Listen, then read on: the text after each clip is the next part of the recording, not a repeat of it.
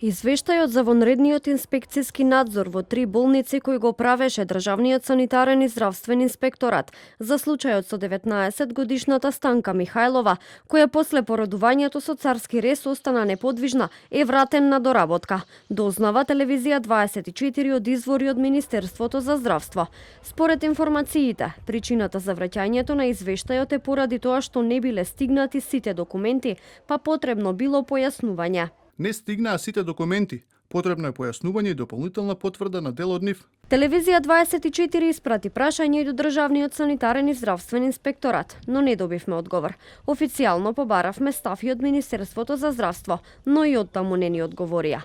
Надзорите беа спроведени во Општата болница Струмица, Клиничката болница Штип и Универзитетската клиника за неврологија. Паралелно формирана е и стручна комисија составена од специјалисти од земјава, но и еден експерт од странство, кои истражуваат евентуална лекарска грешка. Од Штипската болница каде се породила Михајлова, претходно соопштија дека од кај нив била испишана во добра состојба. Семејството пак, кое го отвори случајот во јавноста, тврдат дека станува збор за лекарска грешка и објаснуваат дека компликациите почнале веднаш после породувањето со царски рез во Штипската клиничка болница. Веднаш потоа, 19-годишната родилка завршила во инвалидска количка и со денови била препраќана меѓу болниците во Скопје, Штип и Струмица. Породувањето на 19-годишната Михајлова било извршено на 26 јуни во Штипската болница. Таа е мајка на уште едно дете, старо 3,5 години.